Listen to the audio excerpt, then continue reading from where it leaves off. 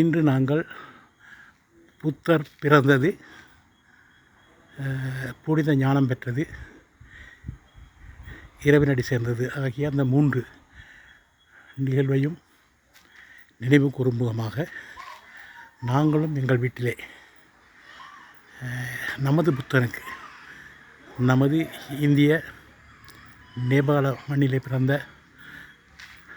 சாக்கிய மன்னன் சுத்தோதனது மகன் கௌதம புத்தர் அவர்களது இந்த 3 புனித நிகழ்வுகளை நினைவு கூறும் முகமாக இங்கே நாங்களும் அழகாக சோதனை செய்து எங்கள் வீட்டிலே அந்த நிகழ்வுக்கான விளக்கேற்றி இங்கே அழகாக கொண்டாடி கொண்டிருக்கிறோம்.